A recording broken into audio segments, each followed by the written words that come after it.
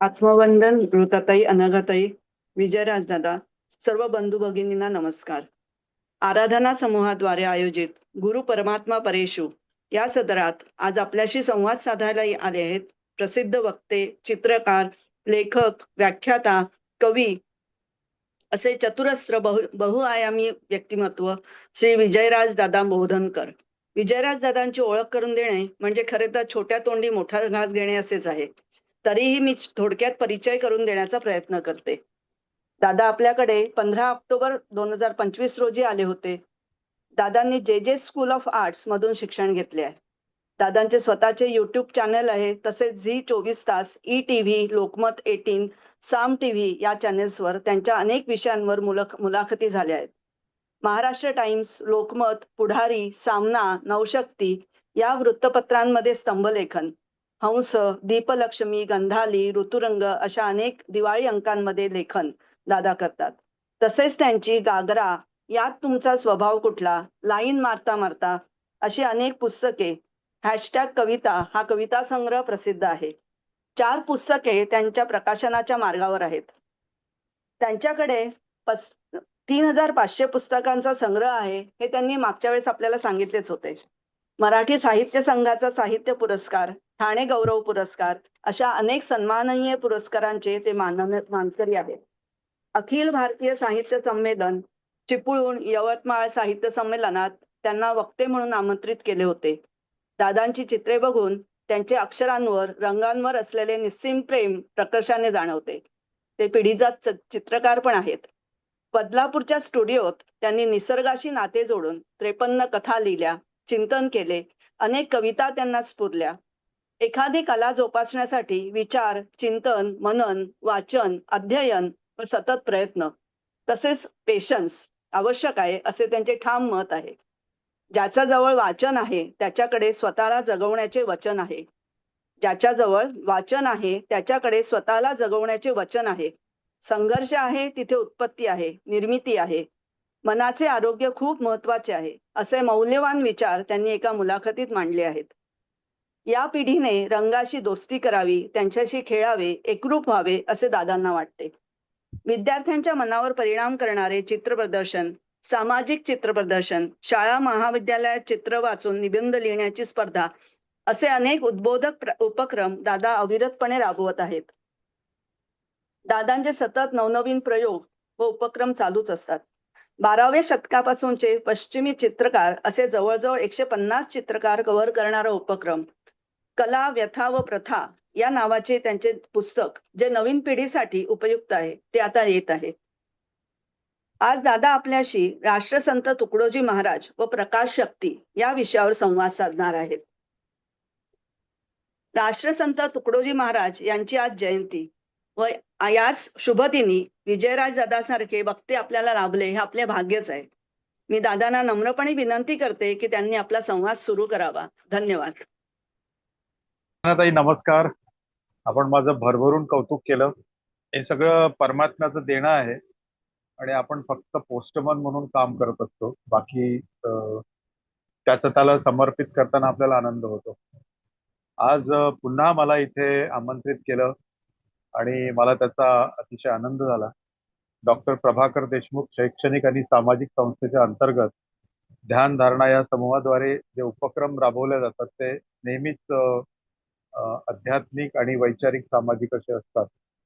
तर ऋताताईंचे मी पुन्हा आभार मानतो की त्यांनी एक चांगला विषय डोक्यात घोळतच होता आणि मी राष्ट्रसंत तुकडोजी महाराजांच्या समग्र साहित्यावर सध्या चिंतन आणि त्याच्यावरती सहज सोपं असं लेखन करण्याचा माझा मानस आहे.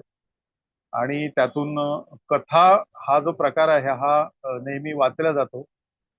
फक्त नेहमी असं होतं की भगवद्गीता लाल कपड्यात गुंडाळून ठेवल्या जाते आणि महाभारत सगळ्यांच्या मुखोद्गत आहे, म्हणजे त्याच घटना, कथा या स्वरूपातून ग्रामगीता किंवा अनेक त्यांचे जे माझ्याकडे समग्र तुकडोजी महाराजांचं वाङ्मय आहे, तर माझ्या डोक्यात चाललंय. तर त्यावेळेसच ऋताताईंचा फोन आला आणि प्रकाश शक्ती या विषयी मी चिंतन करत होतो आणि पटकन ताईंना म्हणालो की राष्ट्रसंत आणि प्रकाश शक्ती या विषयावर आपण बोलण्याचा प्रयत्न करूया. बघूया महाराजांच्या कृपेने आज कसं होत आहे. खरं तर वर्धासारख्या जिल्ह्यामध्ये त्यांच्याच तत्वज्ञानाच्या वातावरणात छोट्याशा ग्रामीण भागात पूजा म्हणण्यापेक्षा प्रार्थना व्हायच्या आणि त्या प्रार्थनेतून खूप काही राष्ट्रसंतांचं जे काही वचनं आहेत, प्रार्थना आहेत, ग्रामगीता आहे, त्यांच्या कथा आहे. मी 8वीत असताना त्यांच्या कथा मी रोज एक कथा असं मुलांना सांगायचो आणि आमचं गाव तसं सुसंस्कृत आणि त्यातनं खऱ्या अर्थाने महाराजांची ओळख होत गेली. याचं सगळं श्रेय आईला जातं. की आई म्हणायची, जा, याच वयात तुला बोलता आलं पाहिजे. आई जरा कठोर होती. जणू जिजाबाई, कधी लाड केले नाही. पण आईने जे दिलं तर आईचंही स्मरण या निमित्ताने करायला पाहिजे असं मला वाटतं. तर मी जेव्हा प्रार्थनेला जायचो तेव्हा गुरुदेव म्हणून राष्ट्रसंतांच्या म्हणजे राष्ट्रसंतांनी जी मांडणी केली होती गुरुदेवाची, की एक पांढरा चौरंग आहे, त्यावर छोटीशी गादी आहे आणि त्याच्यावर 2 लोड आहे आणि एक दिवा आहे, म्हणजे ज्याला आपण ज्योत म्हणूया. आणि त्यावेळेस ती निळी अशी काच मिळायची, ज्याला आपण विदर्भात पायली हा शब्द आहे, काच असायची जेणेकरून तो दिवा विझू नये. तर तेव्हा मला आश्चर्य वाटायचं की तुकडोजी महाराजांचे गुरु तर अडकुजी महाराज आहे आणि इथे त्यांचा फोटो नाही. तिथे एक दिवा आहे. तर हे कसं काय? अर्थात त्या 8वी 9वी 10वी मध्ये या प्रार्थनेचा असे प्रश्न पडणं स्वाभाविक होतं. आणि झालं असं की हळूहळू वाचन निरंतर होत गेलं आणि मग त्यातनं बऱ्यापैकी तुकडोजी महाराज हे शास्त्राच्या, वैज्ञानिक विज्ञानाच्या, सामाजिकतेच्या जवळ अत्यंत एक महापुरुष आहे, विचारवंत आहे. आणि मी जेव्हा अ, आपल्या हे गेलो होतो वरखेडला, तर तिथे मी त्यांच्या शाळेत जाऊन आलो, जिथे पटावरती 2 वर्गापर्यंतच नाव आहे. म्हणजे 4थी पर्यंत नाव आहे, परंतु ते 2च वर्ग शिकलेत. मग मला प्रश्न पडला, दुसऱ्या वर्गातली व्यक्ती जेव्हा ग्रामगीतेसारखी ब्ल्यू प्रिंट लिहू शकते आणि त्याच्यामध्ये प्रचंड पोटेन्शियल आहे, हे कसं काय? तर तेव्हा मी पुढे पुढे वाचत गेल्यानंतर 20 वर्ष ते ध्यानधारणा, म्हणजे ताडोबाचं जंगल आहे किंवा अनेक जंगलामध्ये ते गुहेमधून ते ध्यानधारणा करत असायचे. आणि ध्यान हेच त्यांचं खरं पाठशाळा होती. तिथेच त्यांना जे काही चैतन्य प्राप्त झालं ज्ञानाचं, त्या ज्ञानाच्या चैतन्यातून त्यांनी जे काही समाजाला प्रबोधन केलं ते खरोखरच म्हणजे प्रॅक्टिकल आहे. आपण जर बघितलं तर अनेक ज्या ज्या संतांनी चमत्कार केले तिथेच प्रचंड गर्दी होते. प्रचंड मायावी बाजार त्या मंदिराच्या बाहेर असतो. पण तुकडोजी महाराजांच्या किंवा गाडगे महाराजांच्या मंदिरात चिकचुकाट असतो? कारण लोकांना आजही चमत्कार हवे आहे. चमत्काराने काही मिळालं तर ते घ्यायला समाज आजही उत्सुक आहे. आणि एवढं शैक्षणिक क्रांती होऊनही बाबाबुवांचं बऱ्यापैकी हावल्या जातं. आणि या समाजाला राष्ट्रसंतांनी किंवा गाडगेबाबांनी किंवा जन्मांत गुलाबराव महाराजांनी जे काही तत्वज्ञान शिकवलं ते कुठेतरी अजून रुजत नाही असं मला वाटतं. आणि त्यामुळेच देवावरती देव हे विश्वविद्यालय आहे, मंदिर आहे. मंदिराला मी ज्या मनाला धीर देतं ती जागा म्हणजे मंदिर.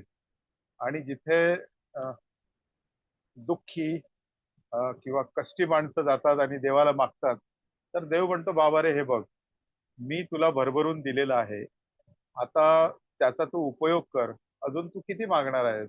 असं अ, असं देव स्वतः बोलत नाही, पण हे समजून गेलं पाहिजे की देवळात मागायला जाण्यापेक्षा मी नेहमी, मला असं वाटतं की देवालयामध्ये का जायचं? तर देवा, तू मला इतकं सगळं दिलं आहे, त्याची कृतज्ञता व्यक्त करायला म्हणून मी तुला नमन करायला आलो आहे. मी नेहमी म्हणतो की देवळात म्हणजे प्रवेश करायच्या अगोदर तो कासवाचं एक शिल्प असतं जमिनीवर. तर मी अनेकांना विचारलं, बाबा हे कासव का आहे? तर कुणालाच माहित नाहीये. तर ऍक्च्युली कासवाचं असं आहे की ते कासव हा स्वतःचं संरक्षण अत्यंत व्यवस्थित करू शकतो. तो अन्न पाण्याशिवाय 1-1.5 वर्ष राहू शकतो. आणि तो जग कितीही पळू द्या, आता म्हणतात ना जग फार वेगाने चाललंय, पण तो त्याच्याच पद्धतीने त्याच्याच चालीने चालतो आणि आपली जो कासव आणि तशाची ती गोष्ट आहे ती मला असं वाटतं की मोठं मॉरल आहे. आणि हे सगळं तुझ्या मनात असेल, कासवासारखं जर होऊन आलास तर मी तुला भरभरून देईन. पण ते लोकांना त्याची अनेकांना मी विचारलं, मी जरा शोध घेत असतो की किती लोकांना याची माहिती आहे, पण कुणाला शिकलेल्या लोकांनाही माहिती नाही की हे का आहे. त्यामुळे ही जी प्रतीका आहेत ही आता प्रश्न असा आहे की आपली जी देव आहे सगळे, तर त्या देवांची चित्र जेव्हा रेखाटल्या गेली तेव्हा प्रत्यक्ष ईश्वराने मूर्तिकाराच्या समोर आणि चित्रकाराच्या समोर मॉडेलिंग केलं होतं का, असा मी जेव्हा प्रश्न विचारतो तर सहज उत्तर येतं नाही. मग ही चित्र किंवा ही प्रतीक काय सांगतात? तर जसं आता मी म्हणालो की प्रकाश शक्ती, तर तुकडोजी महाराजांनी त्या शुभ्र गादीवर त्या गादी म्हणजे एक अस्तित्व आहे, जिथे वास आहे ईश्वराचा, तिथे दिवा ठेवलेला आहे आणि त्या दिव्यावर लक्ष केंद्रित करून त्या प्रार्थना म्हटल्या जातात. तर त्या प्रकाशाला तुकडोजी महाराजांनी गुरु म्हटलेलं आहे. हे आपण लक्षात घेतलं पाहिजे. कारण प्रकाश, आपल्या म्हणी आहे की अंधारा करून प्रकाशाकडे, जर जसं सूर्याचा प्रकाश आहे त्याला आपण सौर ऊर्जा म्हणतो. आणि सूर्य एक प्रचंड नैसर्गिक बॅटरी आहे असं म्हणूया आपण, आणि जिच्यात प्रचंड ऊर्जा सामावलेली आहे. तुम्हाला म्हणजे विश्वास ठेवा की ठेवू नका तर तुमचा प्रश्न आहे. खूप म्हणजे अनंत काळापूर्वी म्हणजे 18व्या शतकामध्ये चीजेवेस्की नावाच्या एका मोठ्या शास्त्रज्ञांनी सूर्यावर प्रचंड काम केलं, अभ्यास केला. आणि त्या शास्त्रज्ञांच्या असं लक्षात आलं की दर 11 वर्षांनी सूर्यावर एक स्फोट होतो, महास्फोट होतो. आणि दर 11 वर्षांनी तो स्फोट झाल्यानंतर युद्ध किंवा ज्या महामारी येतात, तर त्यामुळे ते येतं खरं तर. आपल्या स्टॅलिन किंवा मार्क्स यांनी जे धोरणं मांडली होती की मानवाच्या विकृतीमुळे, मानवाच्या स्वप्नामुळे इथे क्रांती होते किंवा असं. तर हा जेव्हा विचार चिजेवेस्की नावाच्या एक शास्त्रज्ञांनी मांडला, तेव्हा सरळ स्टॅलिन नावाच्या एका राज्यकर्त्यांनी त्याला 50 वर्ष त्याची जेलमध्ये टाकले. आणि जेव्हा स्टॅलिन या जगातून निघून गेला तेव्हा त्याची सुटका केली. म्हणजे संपूर्ण आयुष्य त्या चेजेविस्कीचं जेलमध्ये गेलं आणि आणि 6 महिने फक्त तो जगला. त्याही 6 महिन्यात त्यांनी प्रचंड काम केलं. तर असं आहे की आपण सूर्याला कितपत समजून घेतो. म्हणजे मला आठवतं की माझी आई सकाळी उठल्यानंतर डोक्यावर पदर घेऊन पहिले सूर्याला नमस्कार करायची. आता माझी आई तर काही फार, त्या काळी स्त्रियांनी कशाला शिकायचं, चूल आणि मूल, तर याच्यात तो समाज होता. आणि ही गोष्ट साधारण आईचं बालपण असेल 1900 साधारण 20 सालचं वगैरे. त्यावेळेस शिक्षण म्हणजे असं स्त्रियांनी कशाला. पण हे मग आई कुठे शिकली होती की सूर्याला नमस्कार करायचा. याचाच अर्थ जुन्या काळी जो एक संस्कार होता, नैसर्गिक संस्कार होता, तो फार व्यवस्थित होता. त्याची मूल्य, जी पाळमुळं आहे ती व्यवस्थित रुतली होती. पण नंतर नंतर जसं हे काय म्हणतात, जागतिकीकरण आलं आणि बाहेरची भूतं जी आहेत आपल्या देशात शिरली आणि संपूर्ण आपलं जे तत्वज्ञान आहे आणि हातातलं पुस्तक साहित्य जे आहे ते काढून घेऊन आपल्या हातात त्यांनी जो मोबाईल दिला, तर तिथेच आपलं झालं. 1990 पासून आपण ज्या पद्धतीने वेगाने बदलत गेलो आणि वेगाने बदलत गेल्यामुळे आपल्या जी भारतीय परंपरेची जी प्रतीकं आहेत ती सुद्धा आपण समजून घेण्यात असमर्थ. आता तर असमर्थ ठरलो. म्हणून देवपूजा करताना सुद्धा आता मी झाले 30 वर्ष देवपूजा केलेली नाहीये, पण देवतत्व अंमलात आणलेली आहे. मी कर्मकांड मानत नाही, मी आस्तिकही नाही, मी नास्तिकही नाही. दोन्ही मोठे प्रॉब्लेम आहे. तर लोक म्हणतात बाबा तू कोण आहे, तर म्हटलं स्वस्तिक. स्वस्तिक ही चारही बाजूनी पूर्व पश्चिम उत्तर दक्षिण, की मला ईश्वराने जन्माला घातलेला आहे. आईने जन्माला घातलेलं, पण आईच्या उदरामध्ये ईश्वराने घडवलेलं आहे. आईला मी विचारलं मला हात कसा बनवला, माझी बोटे इतकी, मी चित्रकार आहे तर लोक म्हणतात चित्रकारांची बोटं लांब असतात वगैरे. तर मी आईला लहानपणी विचारायचो कारण आईच जन्म देते, आई पोटात वाढवते असं नव्हे. त्या ईश्वर तत्वाने मला बनवलंय, त्यामुळे माझ्यात ईश्वराचा अंश जर आहे तर मी ईश्वर तत्वाशी एकरूप झालो पाहिजे असं माझं अगदी जेव्हापासून समजायला लागलं. आणि प्रकाश शक्ती हे ईश्वर शक्तीच आहे. ईश्वराला जर बघायचं असेल तर आपण सूर्याकडे जरी बघितलं तर बघा ना की त्या सूर्यापासून आपल्याला व्हिटॅमिन डी मिळते. आणि व्हिटॅमिन डी जर शरीरात नसेल तर आपली काय हालत होईल. किंवा सकाळचा अनेकांना आठवत असेल, सकाळी आपण सगळे ऊन खात बसायचो. म्हणजे आता माझाही जन्म छोट्याशा गावातला असल्यामुळे सकाळी सकाळी कोवळं ऊन खात बसायचं. त्यातनं आपल्या मेंदूमध्ये सेरोटोनिन नावाचं एक रसायन तयार होतं. आणि ज्यामुळे आपल्या मनाला प्रसन्नता मिळते. आणि त्या सेरोटोनिनचं रूपांतर मेलेटोनिन या रूपांतरित झालं की चांगली झोप येते. दुसरा दिवस चांगली ऊर्जावान वाटते आणि शक्ती येते. हे सगळं जे आहे हे अभ्यासला गेलं पाहिजे. पण अभ्यास सोडून आपण फक्त देवपूजा, नंतर उत्सव, त्यानंतर असे समारंभ असे यातच आपण गुंतलेलो आहे. मला असं वाटतं की हा अभ्यास करून अभ्यासूनी प्रकटावे असं जे म्हटलेलं आहे. तर मला असं वाटतं की मी का भितो, कारण मी कुठेतरी अभ्यासात कमी पडतो, चिंतनात कमी पडतो, मननात कमी पडतो. आणि त्यामुळे राष्ट्रसंतांची जी धारणा होती गुरुविषयी ती किती लोकांना समजली आहे असा माझा जेव्हा माझ्यापुढे प्रश्न आला, तर फार कमी लोकांना राष्ट्रसंतांची, ते नेहमी जय गुरुदेव म्हणायचे. तर जय गुरु म्हणजे ते प्रकाशाला गुरु म्हणायचे.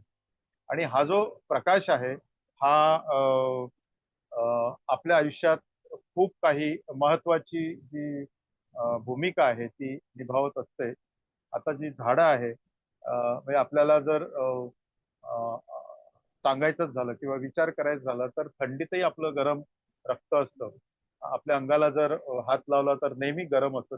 तिची ऊर्जा आहे ती येते कुठून, हाही मोठा प्रश्न आहे ना.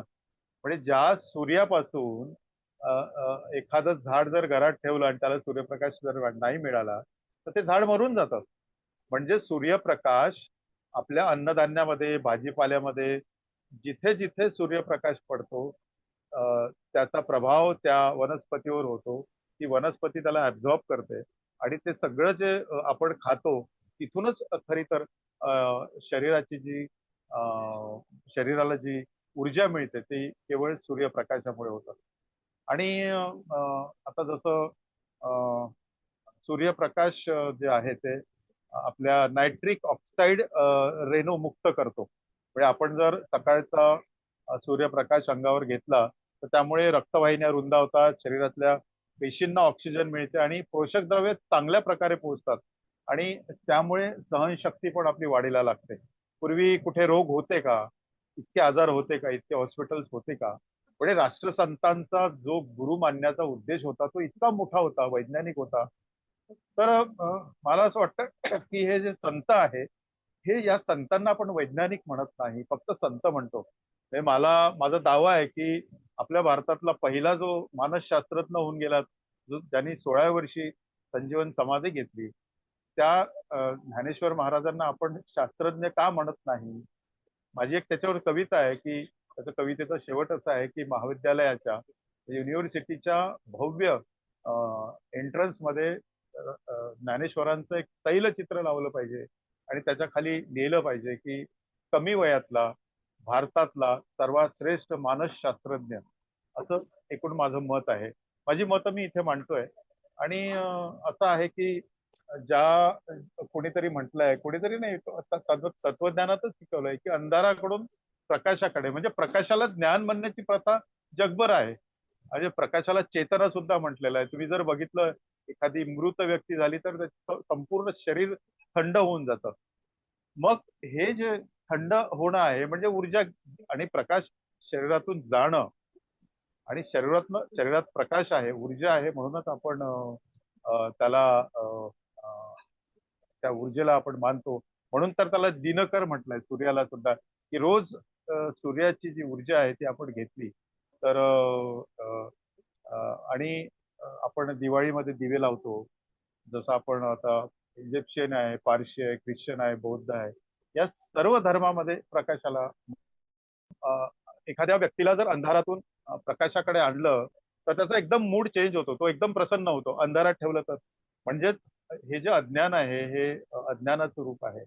आणि हे जे प्रकाश शक्ती आहे, मागच्या वेळेस मला वाटतं मी महाराजांचं एक भाषण वाचून दाखवलं होतं. तर आता माझ्याकडे महाराजांची काही पत्र आहेत की गुरुदेव गुरु कोणाला म्हणावं, आणि आणि ते गुरुचं जे पत्र आहे ते मी तुम्हाला थोडी अगदी छोटंसंच आहे. अशी 3 पत्रांची मी आज निवड केलेली आहे. त्यांनी लिहिलंय की प्रिय मित्र, अहो तुम्ही आजपर्यंत साधू संतांवर प्रेम करीत आहात, गुरुचा मंत्रही घेतलेला आहात, त्याचा आपण मंत्रही जपता, आणि आज पत्राने असे विचारण्याचे तुमच्या मनात काय हवे की गुरु कोणाला म्हणतात? केवढे नवल आहे. अहो गुरु म्हणजे ज्ञान, ज्याच्या शरीरातून अनुभवाचे ज्ञान वाणीद्वारे प्रगट होते, आचरणाद्वारे व्यक्त होते आणि त्या ज्ञानाचा साक्षात्कार झाला आहे. जे परमार्थ व्यवहाराची उत्तम जोड बसून मानवांना निज स्वरूपाकडे वळवतात. मानव आपल्याच पोटासाठी वा भोगासाठी जन्माला आला नाही असे अधिकारवाणीने सांगून त्याला समष्टी जीवनाकडे, परमपदाकडे जाण्याला प्रवृत्त करतात. अनेक व्यसनांचा त्याग करून सदाचाराचे धडे घेतात. आपल्या हातून असत्य, निंद्य, कुणाचेही कार्य वाईट घडू नये असा बोध देऊन हर प्रकारे जीवाला मोक्ष मार्गाचा प्रकाश देतात.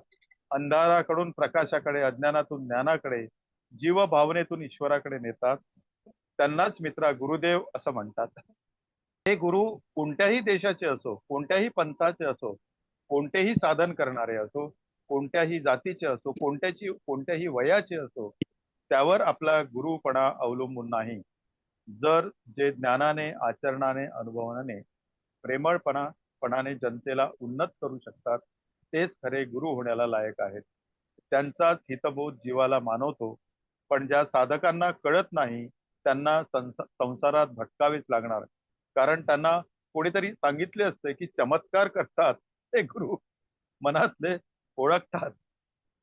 आपल्या आसनातून आपल्या आसनातून पेढे मिठाई काढतात ते गुरु. हे तुकडोजी महाराजांचं पत्र आहे, कोणाला तरी लिहिलेलं आहे. वेश घेऊन नटतात, थटतात ते गुरु, पूजेचं ढोंग करतात ते गुरु. असे समजणारे अनेक आहेत. पण ही विद्या अज्ञानी माणसाला, नास्तिकाला, धंदेवाईकाला, मंत्र करण्याच्या सिद्धीचा उपयोग करणाऱ्याला प्राप्त होते. ते गारुडी असू शकतात, म्हणून सद्गुरू म्हणायला लायक नसतात. आणि ज्यांनी प्रेमळपणाने आपल्याला उन्नतीचा, माणुसकीचा, निर्व्यसनीपणाचा, सदाचाराचा, अध्यात्माचा अनुभव दिला तेच गुरुतुल्य असतात. हे लक्षात घेऊन तुम्ही कल्याण करा. आता मला सांगा, महाराजांनी हे किती स्पष्टपणे त्यांची भूमिका गुरुविषयी लिहिली आहे. त्यांनी असं कुणालाही म्हटलेलं नाही की मला गुरु म्हणा.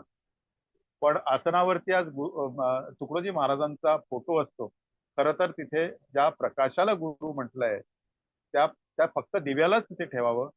आणि त्यांचा जो सन्मान आहे तुकडोजी महाराजांच्या विचारांचा, शोधाचा, तिथे त्यांचा सन्मान झाला पाहिजे असं असं मला वाटतं.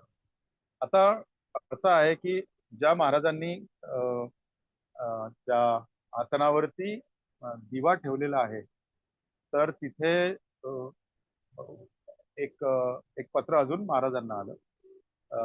त्या पत्राचं नाव आहे गुरुची गरज. की प्रिय मित्र, आपण पत्रात लिहिल्याप्रमाणे गुरु न केल्यास माणूस उद्धारू शकत नाही काय, या प्रश्नाचे उत्तर पाठवित आहोत.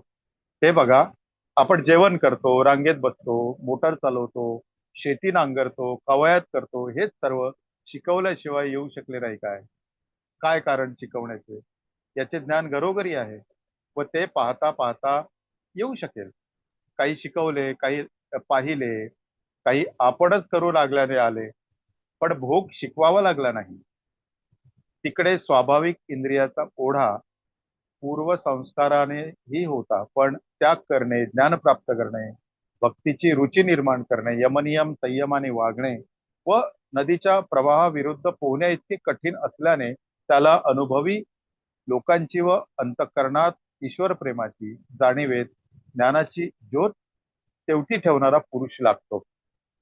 त्याशिवाय सेवकांच्या मनावर उत्तम गती त्याला कशी मिळणार व त्याशिवाय उद्धार होणे म्हणजे जीवाची पूर्णावस्था मिळणे शक्य नाही. म्हणून गुरुची आवश्यकता लागत असते. समजले का? ज्यांना सदग्रंथ वाचून आपल्या स्वतःचे निर्णय घेता येतात अथवा आपल्या स्वयंसिद्ध अनुभवानेच उत्तम मार्गाने जाण्याची प्रेरणा असलेल्या साधकाला गुरुजवळ जाण्याची जरुरी नाही. जो स्वतःला देवाला संताला थोराला आवडेल असा मार्ग शोधून काढील, जीवाशिवाची ओळख करून घेईल. पण हे सर्वांना शक्य आहे असे मला वाटत नाही. विरळा कोणी असूही शकेल, पण आम जनतेला आपल्या उन्नतीचा उद्धाराचा मार्ग शोधता येणे शक्य नाही. म्हणून गुरुची आवश्यकता आहे. माणूस आपल्या स्वभावाप्रमाणे जरी हुशार झाला तरी अतींद्रिय अध्यात्माचे ज्ञान हे संतांच्या परंपरेतून प्रभावित होते. ग्रंथ पंथ धर्म वर्म हे समजल्याविना लक्षात येणे कठीण आहे. आता प्रश्न असा येतो की काय कोणताही गुरु केल्याने जीवाची उन्नती होईल काय? छे, तसे कधीही होणार नाही. गुरु उत्तम आचरणशील ज्ञानवान असे असतील तरच ते सर्व साधने शक्य आहे. नाहीतर ढोंगी गुरुमुळे माणूसच राहत नाही, तो राक्षस होतो. पोट भरणारे आळशी व्यसनाधीन गुरु अशा शिष्यांना उन्नत करण्याकडे लक्ष देणे शक्यच नाही. कारण त्यांना पापाचा पैसा घेऊन आपले बढायचे, परमार्थाचे बडेजावचे दुकान वाढवायचे असते. अशांना गुरु करू नये. खरा गुरु अनुभवाचा बोध देणारा पुरुष, असे पुरुष शोधावे लागत असतात. गल्लोगल्ली मिळत नसतात. हा जो रोखोक विचार आहे महाराजांचा, हा मी अनेक वर्षापासून वाचत आल्यामुळे मी स्वतः निसर्गाला गुरु मानतो.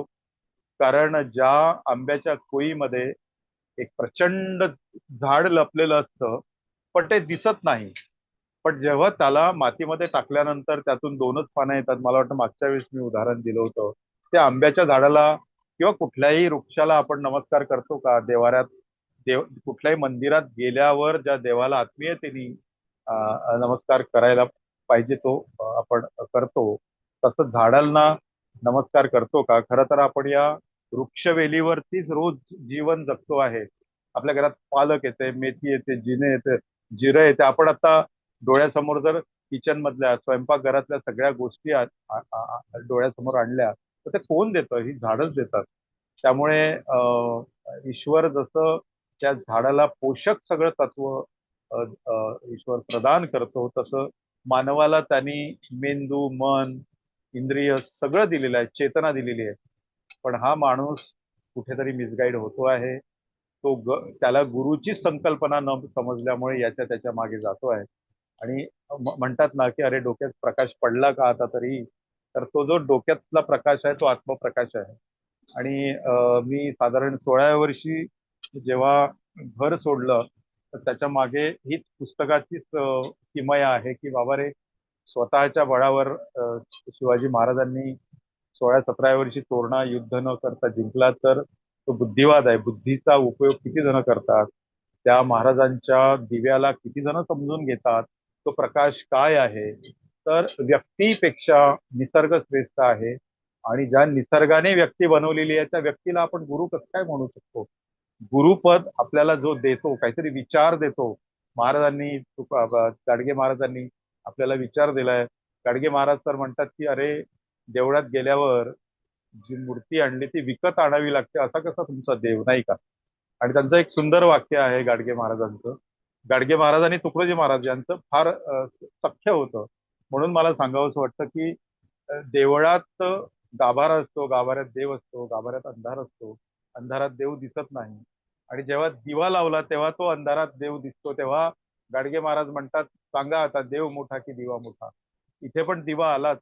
म्हणजे ज्ञानाचा जो दिवा आहे तो देवाजवळ लावा. म्हणून तर भगवान बुद्ध म्हणतात अस्त दीप भव. आतमधला दिवा उन्हाळा असल्यामुळे जरा कोरडं पडतं, तोंड मध्ये मध्ये पाणी प्यावं लागतं.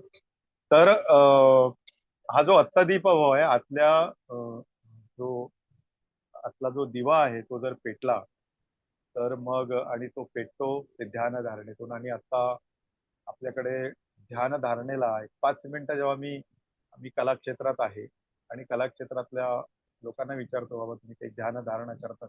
अरे वेळच कुठे आहे? मग वेळेचं करायचं काय मग? वेळ इतका असून आपण आता माझ्या घरी झाले 30 वर्ष टीव्ही नाही, हे मी मागेही सांगितलं होतं का? तर वेळ खाऊ आहे, त्यातनं मला काय मिळणार आहे? पण मी 10 मिनिटं जर ध्यान केलं तर मला काही निश्चित प्राप्त होईल. आणि ध्यान असं लागत नसतं. मला आठवतं मी ऋषिकेशला गेलो होतो, नदीच्या काठी चित्र काढत बसलो होतो. आमची एक 40 चित्रकारांची टीम गेली होती आणि सहज माझं चित्र झाल्यावर मी त्या नदीच्या काठी अत्यंत असं नदी म्हणजे अशा निळ्या जांभळी वाहती आहे आणि बाजूला असं मंदिरं वगैरे आणि ते शांत होतं आणि मी डोळे लावले आणि जी ध्यानाची मुद्रा आहे ती पाठीचा कणा ताठ करून बसलो आणि काही वेळात मला जे ध्यान लागलं ना, तुम्हाला सांगतो ते तसं ध्यान कधीही लागणार नाही. ध्यान लागत नसतं किंवा लावल्या जात नसतं, ते लागत असतं. आणि त्यावेळेस मला जी ध्यान अवस्थात मला जी अनुभूती झाली की त्या काठावर मी असा महाकाय असं स्वतःला बघत होतो. म्हणजे मला ध्यानामध्ये ती मंदिरं, ती नदी अशी छोटी छोटी दिसत होती अशी. आणि माझं रूप जे आहे विराट रूप, मला त्या ध्यानातून मला बाहेर यावंसं वाटत नव्हतं. तर ती जी अनुभूती आहे, म्हणजे मला लोक अक्षरशः आमच्यासोबत झाले होते, अरे बोधनकर उठ आपल्याला जायचंय. तेव्हा मी त्यातनं बाहेर पडलो आणि ती जी अनुभूती आहे ध्यानाची, या गोष्टीला झालं असेल एक 10 वर्ष तशा ध्यान करण्याचा जी घरी खूप प्रयत्न केला पण नाही. निसर्गाच्या या सगळ्या वातावरणामध्ये वातावरण शुद्धी तरी काय आहे, ही पोकळी तरी काय, म्हणजे आता जी काय म्हणतात ना मालिका झाली ती मी अक्षर ध्वनीवरती केली की फक्त मानवालाच 26 स्वर दिलेले आहे, बाकी कोणालाही दिलेलं नाहीये. आणि म्हणूनच माणूस बोलू शकतो.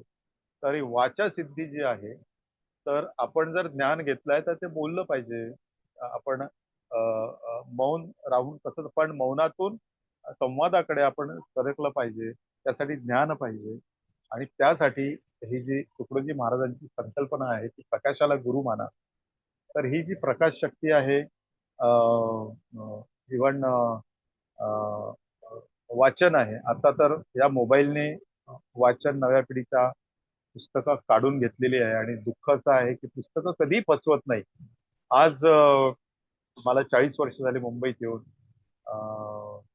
पण मी कुठल्याही मुंबईतल्या मायानगरीमध्ये मी कधीही कशात फसलो नाही.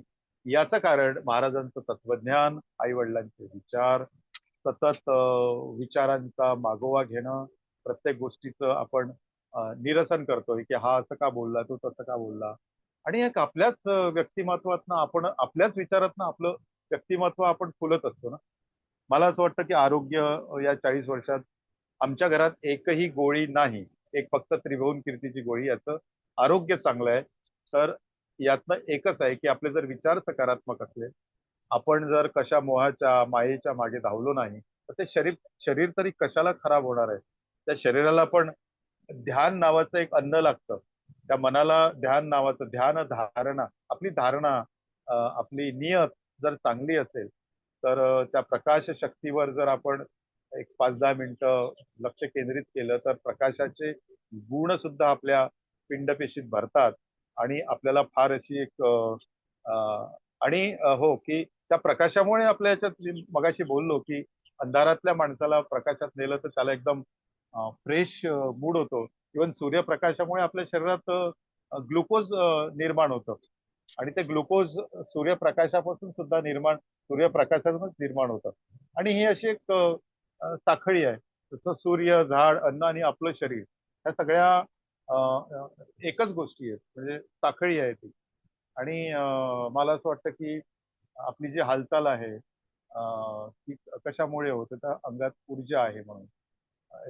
एखादा आजारी माणूस ज्याच्यात ऊर्जाच नाही, त्याला उठताही बसताही येत नाही. आणि सूर्य जर विझला तर झाडेही मरतील आणि अन्न संपेल. शरीरातली ऊर्जेची साखळी जी आहे ती पण संपेल. आणि आता आपण ते त्राटक म्हणतात ना, आपल्याला माहितीच आहे सगळं, आपण आध्यात्मिक सगळी इथे जमलेली आहे. आणि प्रकाशावर लक्ष केंद्रित केल्यामुळे आपली एकाग्रता वाढते.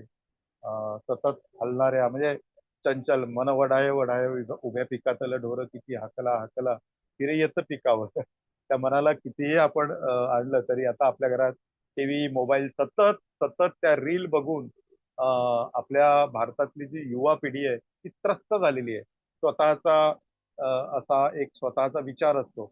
मला जर ईश्वराने जन्माला घातले आणि मी 8व्या-9व्या वर्षी जर चित्र काढतो कोणी न शिकवता, तर ईश्वराने मला ते सॉफ्टवेअर दिले ना बाबा तू चित्रकारच होणार. मग मला जर शाळेत कमी टक्के पडले आणि आमच्या सरांनी जर म्हटलं हा मूर्ख मुलगा आहे, हा चित्रच काढतो, तर त्या सरांनी स्वतःला चेक केलं पाहिजे की मला निसर्ग तत्व किती माहिती आहे. तर ह्या अशा गोष्टी आता शाळेमध्ये एकाच वर्गात एकच विषय शिकवला जातो आणि 100 मुलं ते ऐकत असतात. त्या 100 मुलांची मानसिकता काय आहे, त्याची आवड निवड काय आहे, हा ईश्वराने त्याला काय वेगळं सॉफ्टवेअर दिलंय, त्याची आवड निवड याचा पण विचार व्हायला पाहिजे. म्हणजे इव्हन आपले जे डोळे आहे ते म्हणतात ना त्राटकानी डोळे सुद्धा चांगले राहतात. तर हे प्रकाश शक्तीची जी इव्हन गर्भवती स्त्री आहे तिला सुद्धा कॅल्शियम सूर्यप्रकाशातूनच मिळतात. आणि उन्हामध्ये तिने जर ऊन अंगावर घेतलं तर बाळाची हाडं दात मजबूत होण्यासाठी कॅल्शियम खूप लागतं.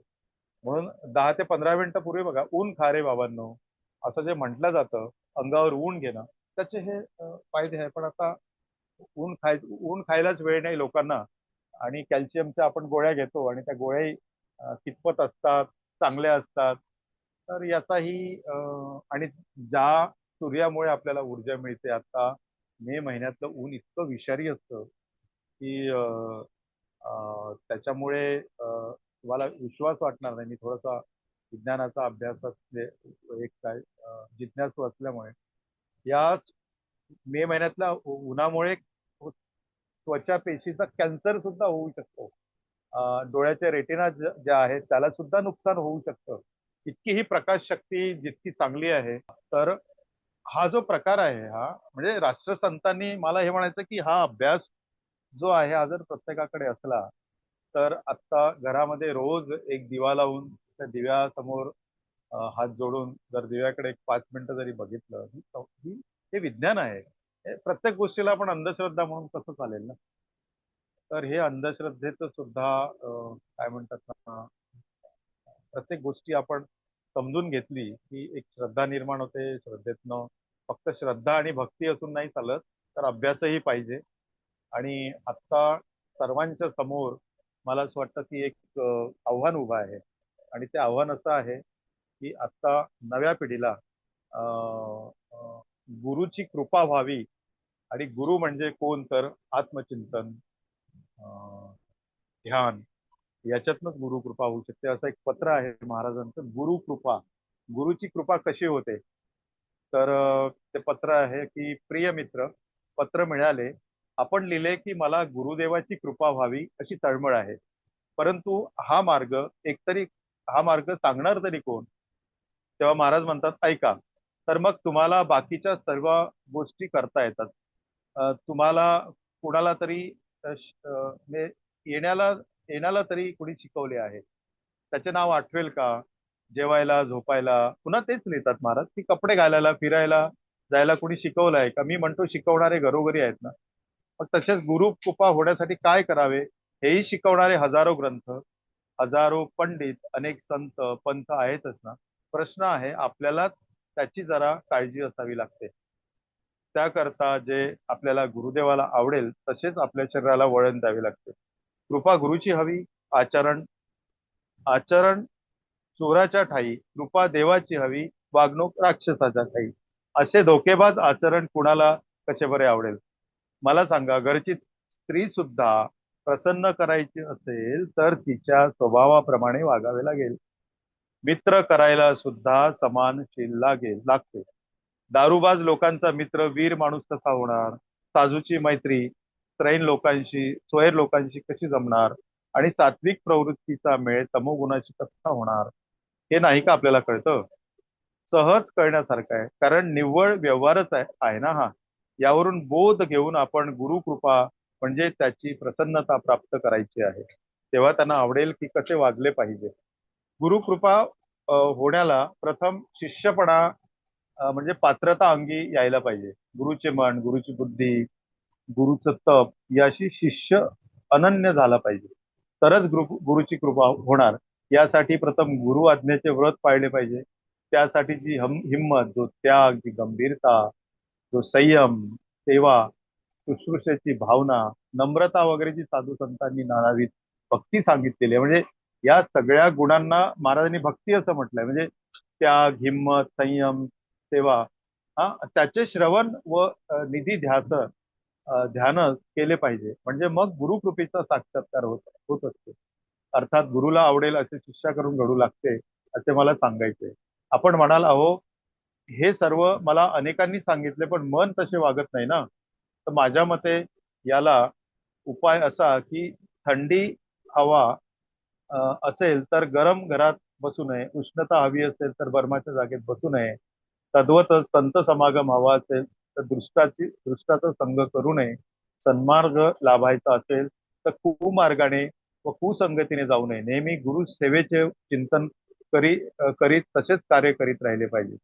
म्हणजे मग गुरु कृपा आपोआपच मिळेल. पण जर आपलेच चुकत असेल तर त्याला आपण तरी काय म्हणणार. मित्रा, म्हणून प्रथम हे शिक की गुरुदेवाजवळ तरी तुझे दोष लपवू नकोस, मोकळा बोल, छल कपट करू नकोस, काय होते ते सांग. आणि मग त्यांनी जे सांगितलं ते प्राण गेला तरी चालेल पण सोडू नकोस. लोकांनी मूर्ख म्हटलं तरी चालेल पण आपला हट्ट सोडू नकोस. तुला जर काय शंका आली असेल तर गुरुजवळ सांग, त्याची आज्ञा माग. आणि स्वप्नातही गुरुच्या सेवेबद्दल शिवाशिवाय इतरत्र प्रेम करू नको. हे जर तुला साधले तर गुरुदेवच तुझ्याजवळ येईल आणि कृपा पात्र करशील. हाच गुरुचा सुलभ मार्ग आहे. तर आपण जे आता जी काही प्रकरणं चालू आहेत गुरुची, जे आता जेलमध्ये आहे, ते गुरु आहेत का हो, हे पहिले सांगा. आणि या आपल्याच महाराष्ट्रातली काही मंडळी त्या गुरुजवळ जातात, काय काय उद्योग करतात, गुरु सांगते. आता काहीही करायची गरज नाही. म्हणूनच आता मला असं वाटतं की मोबाईल थोडासा बाजूला ठेवून सत्संगाची जी गरज आहे ना, ती आजच्या घडीला आहे. कारण आज परकीय आक्रमण इतकं झालेलं आहे.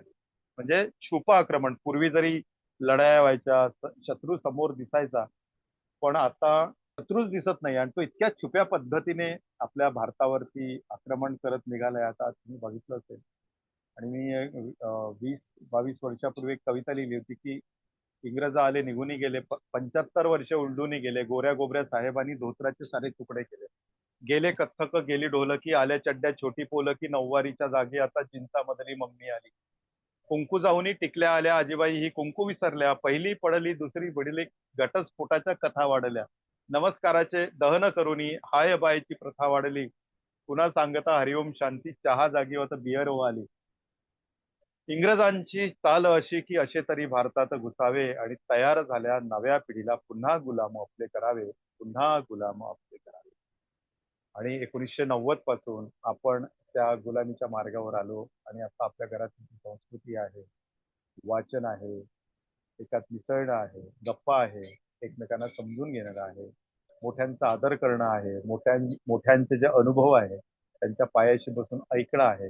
हे सगळं सगळं सगळं गेलं. आणि आत्ताच्या बद्दल मी न बोललेलं बरं, कारण तुम्हा सगळ्यांना माहिती आहे की जो पूर्वीचा काळ होता, एकूण लग्नाचं वय, समंजसपणा, मुलं होण्याचं वय, हे सगळं आता निकालात काढलेलं आहे. आणि शिक्षणाचा बाजार झालेला आहे. त्या शिक्षणाने फक्त क्लर्क तयार केलेले आहे. आणि जे आपले रवींद्रनाथ टागोरांची ज्या शांतिनिकेतनमध्ये, बाबा रे तुला काय जमतं, तर मातीची खेळणी बनवतो, भांडी बनवतो, बनव. तुला काय जमतंय, तर तुला चित्र काढायची, तुला चित्र काढ. म्हणजे प्रत्येकाला विचारून त्याला शिकवलं जायचं. आता तर सगळं म्हणजे टक्केवारी चालय. आणि मी अभिमानाने सांगतो की मला 10वी मध्ये फक्त 40% का मिळाले, तर मूर्ख नव्हतो मी, किंवा मला लहानपणापासून चित्रकारच व्हायचं होतं आणि चित्रकारच होण्यासाठी मी पावलं उचलली आणि चित्रकार झालो. त्यामुळे एखाद्या मुलाला कमी मार्क मिळाले असेल तर त्याची जी आंतरिक ऊर्जा आहे, त्याला आंतरिक काय आवड आहे, हे शाळेने आता पावलं उचलली पाहिजे. की कुठलाही ईश्वर, नियती जन्माला ज्या मुलाला घालतो, ज्या बाळाला घालतो, तो सक्षम असतो. फक्त त्याची सक्षमता आपल्याला ओळखता येत नाही, ती ऊर्जा आपण आता हळूहळू बसू की काय अशी भीती वाटत चालली आहे. आणि ज्या पद्धतीने शिक्षणाचं बाजारीकरण झालंय, पूर्वीचे गुरु घरी जाऊन शिकवायचे, मुलं पास झाली म्हणून पास व्हायला पाहिजे म्हणून आटापिटा करायचे.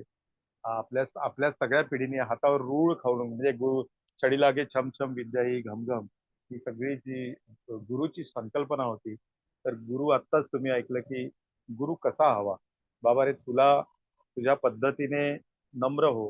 हे मगाशी आत्ता गुरुची जी संकल्पना सांगितली, त्याग, गंभीरता, संयम, सेवा, शुश्रूषा, नम्रता, साधूची भक्ती, या सगळ्यांना त्यांनी भक्ती म्हटलेली आहे. तर मला असं वाटतं की अ, ही एका राष्ट्रसंतांच्या गुरुच्या एका आसनावरून आपण एवढा आज हे मला बोलायला संधी दिली. आणि मला अभिमान वाटतो म्हणजे आनंद वाटतो की राष्ट्रसंतांच्या त्या कर्मभूमीच्या जवळपास मी जन्माला आलो. आणि अशा संतांचे आपल्या सगळ्याच पिढीवर असे संस्कार झाले की प्रॅक्टिकल केलं. आणि त्यातच महाराष्ट्राचं कशाला साऱ्या विश्वाचं आपण त्याला आराध्य दैवत म्हणूया. छत्रपती शिवाजी महाराज यांच्या गुप्तहेर खात्याच्या जे अनेक चाहते आहेत. द वंडर बॉय म्हणून बाहेरच्या देशांनी पुस्तक लिहिलंय म्हणजे लेखकांनी. आणि इस्रायलमध्ये तर महाराजांच्या अनेक गोष्टी फॉलो करतात. तर असे शिवाजी महाराज आहे, गाडगे महाराज आहे, असे अनेक आता किती नावं सांगू.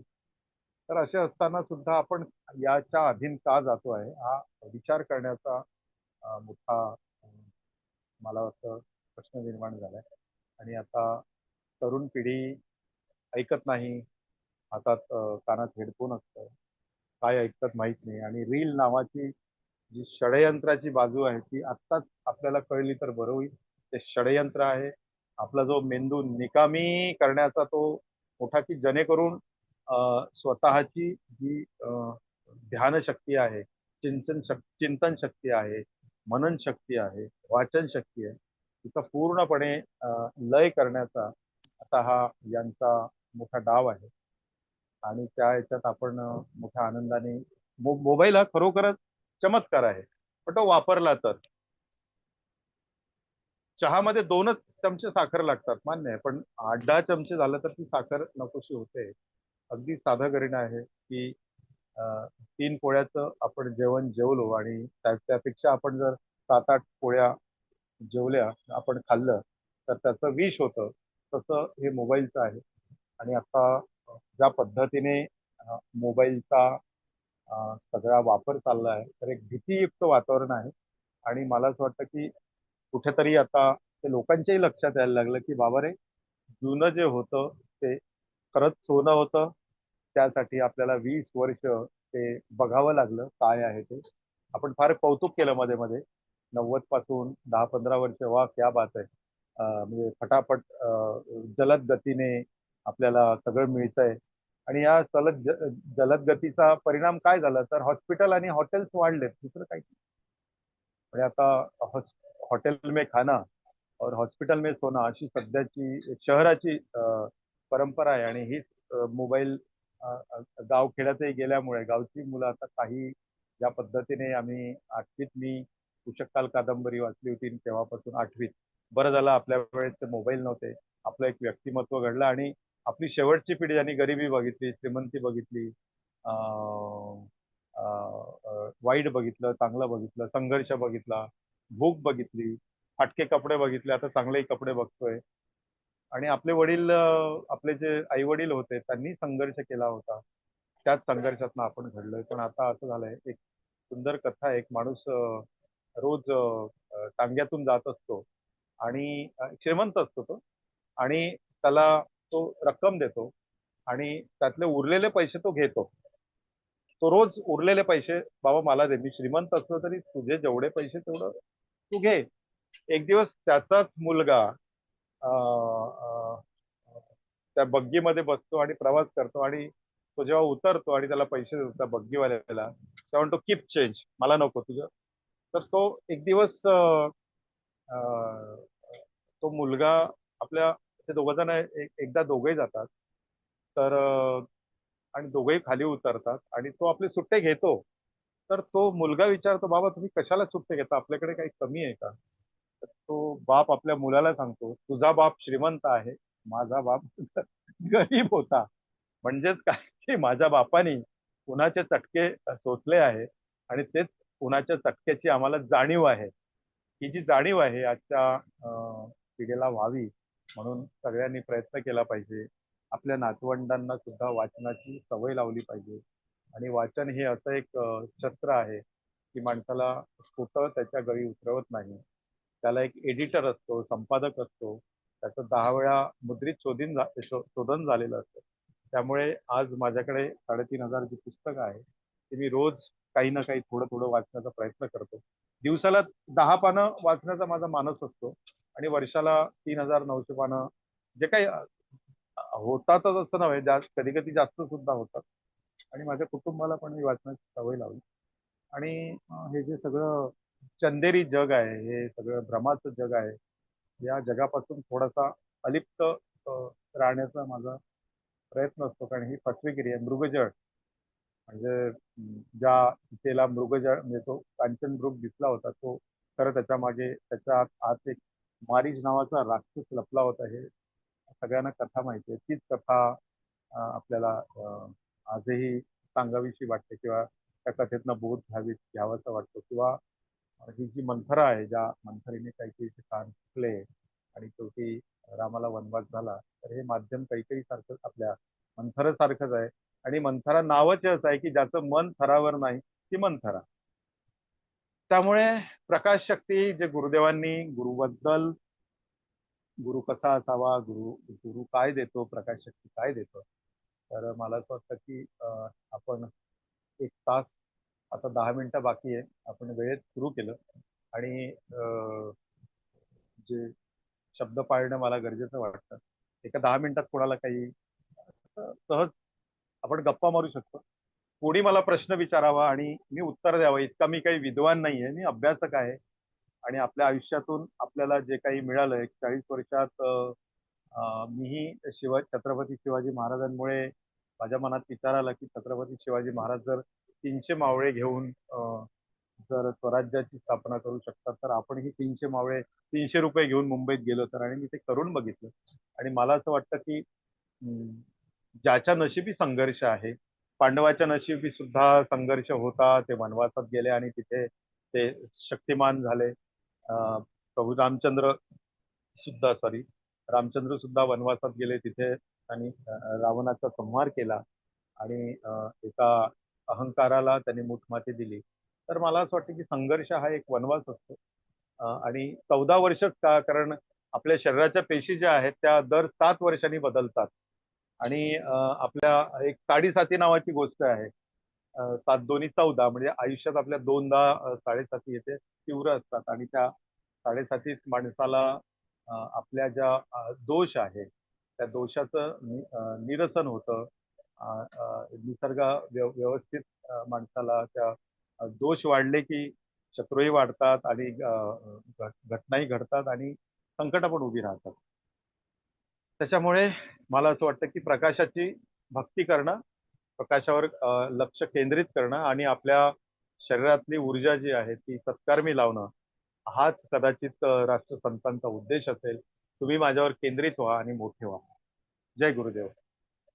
धन्यवाद दादा. तुमच्यावर संत तुकडोजी महाराजांचा प्रभाव शब्दाशब्दातून दिसून येतो. आणि 20 वर्ष तुकडोजी महाराजांनी ध्यानधारणा केली. हो. तसेच ध्यान हीच त्यांची पाठशाळा होती. त्याच्यावरून त्यांचं ध्यानाचं महत्व आपल्याला कळतं. आणि ध्यानाने आपल्या आतला दिवा पेटतो, हे पण खरंच आहे. हो. देवळात मागायला जाण्यापेक्षा कृतज्ञता व्यक्त करायला गेले पाहिजे. हे खरंच आचरणात आणलं पाहिजे. आणि प्रकाशाचं, तुम्ही सूर्यप्रकाशाचं महत्व खूप छान सांगितलं.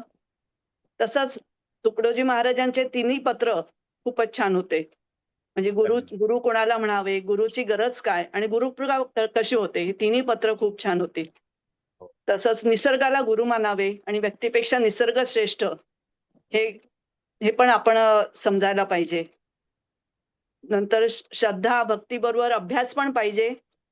आणि तुमची जी आजच्या पिढीसाठी जी तळमळ आहे की ध्यान केलं पाहिजे किंवा पुस्तकं वाचली पाहिजे, ते खरोखर उत्तम. खूपच छान. तुम्ही परत येऊन आम्हाला असंच मार्गदर्शन करावे हीच विनंती. खूप खूप धन्यवाद. धन्यवाद. धन्यवाद. नमस्कार दादा. खूप छान नमस्कार. बोललात. अगदी मुद्देसूद आणि आजच्या पिढीला हे विचार आजच्या पिढीपर्यंत जावे ही तळमळ आहे या कार्यक्रमाच्या मागची. आज अनेक अर्चनाताईंनी तर आपला परिचय खूप छान करून दिला. आपण बोललाही हो. छान.